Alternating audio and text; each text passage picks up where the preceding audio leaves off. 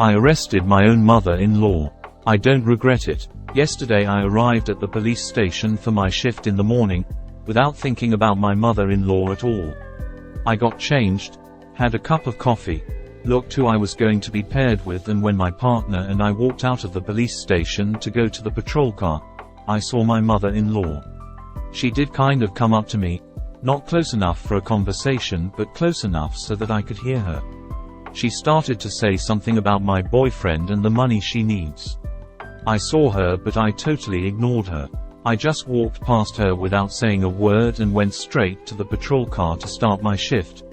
And the fact that I ignored her annoyed her pretty badly, I guess. She stepped back a bit, waited till we got into the car, and just before we turned on the engine and started to drive, she grabbed a rock from a nearby flower bed and threw it to the windshield of our car. The windows of our patrol cars are quite durable, fortunately. It cracked but didn't shatter, and I didn't end up with a face full of glass. I wasn't driving, my partner was driving, and it was obvious that she aimed her throw right at the passenger seat where I was at. Then she probably realized that doing that to a police car in front of two police officers in front of a police station wasn't the smartest thing to do, and she turned around and took off running. I got out and ran after her.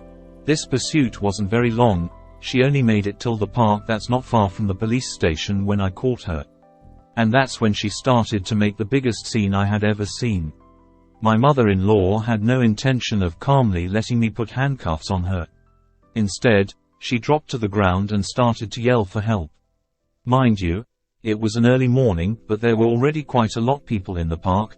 Some were walking their dogs, some were jogging, some were just walking through to get wherever they needed. She was yelling at the top of her lungs, "People, good people, help me. I'm being abused. Call the police. This one is not a real police officer. He's trying to kidnap me." And things like this. She was yelling for help so loudly that everyone in that park stopped whatever they were doing and looked at us. Everyone, men, women, children, dogs, and cats. There was not a single person that wasn't looking at us. You might think that I'm a man and she's a woman, so I should be able to hold her down, but really it's not that simple. She was hitting and scratching and biting. She was spitting at me. Also, during the struggle, she kicked me several times, quite hard and painful. Honestly, at this point, I had all the rights to tase her. I didn't. My partner came with a car. He helped me, and together we managed to handcuff her. The next problem was getting her into the patrol car. Our patrol cars are like vans. The back door opens and there's like a cage with a bench where you can put the person in. And my mother-in-law wasn't going to get in there without a fight. Even with her hands cuffed, she was kicking the door, spread her legs very wide so that we couldn't get her in, and when we got her in, she was putting her feet in the doorway so we couldn't close the door. While she was doing all this, she never stopped to yell that we're breaking her bones, that we have no rights to treat her like this, that this is against the law, and still asking the people to call the real police. During my whole career as a cop, I had never had an arrest like this. I have arrested many drunk people, many aggressive people, many weird people, but this right here was the stupidest thing ever. We took her to the police station, and if we had troubles getting her in the car, now she didn't want to get out. She held on to the bars and we literally had to grab and pull her out. Once inside, my mother-in-law immediately demanded to see the captain. She wasn't listening when we tried to explain that the captain isn't going to do anything for her and shouldn't be bothered with this. He insisted that she has the rights to see someone superior, and technically she's right. So we went to get a captain for her who recognized her from the last time and wasn't too happy to see her. My mother-in-law said that she wants to complain about this officer, while pointing at me. She said that I abused my power, used way too much strength on her, and didn't even care that she's a fragile woman, that I twisted her hands and brutally pushed her into the car. The captain asked to see my body camera. This is one of the reasons why we use body cameras all the time. If the suspect says one thing and the officer says something different, then you can watch the recording and see what actually happened. So, the captain played the recording for all of the present to see, and he asked my mother-in-law, "What's this, Mom?" as she was clearly ignoring my orders on camera. My mother-in-law was like, "This is me fighting for my life. It's a survival instinct." I thought he would take the gun and shoot me right in the head. The captain was like, "No, Mom, this is you resisting arrest. If an officer is giving you a lawful order, you're supposed to listen, and if you don't listen, the officer has the rights to use a certain amount of force to detain you." My mother-in-law said, "I take no orders from gay men like you," while glaring at me. She was charged with vandalism, fleeing from the police, resisting arrest and assaulting an officer.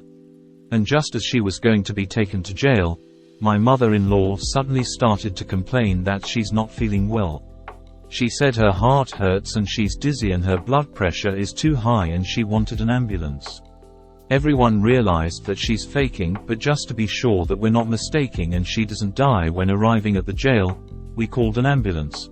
The medics came and examined her. Just like we thought, she was fine. Her heart rate was normal. Her blood pressure was normal. She had no need to be hospitalized. I was just thinking, what do you think would have happened, mother-in-law?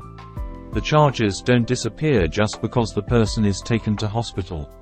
She probably didn't know that even if she was hospitalized, an officer would have gone there with her and stayed with her all the time. And as soon as she was okay again, she would be transported to jail anyway. She wouldn't sneak away if that's what she was thinking of doing. The ambulance left, and even though our captain is a very calm and composed man, at this point he seemed very irritated. He was like, "Mom, is the circus over or are you going to give us more nonsense?" My mother-in-law then asked him if he was going to punish me, and he answered that no, he's not going to punish an officer simply because I was doing my job. And then my mother-in-law looked straight at him and went, "Are you gay too?" I froze. I couldn't believe that she really just asked that to a captain. I know he's not gay, but this was probably the most inappropriate thing she could have done. He knows I'm gay because I was forced to come out to him when my mother-in-law tried to cause troubles for me the first time. He ordered her to be taken to jail immediately, and even then she still had the audacity to speak. She insisted on having a phone call so that she could call her son and he could pay her bail. I'm not sure why she thinks my boyfriend is going to bail her out this time when he didn't do it last time.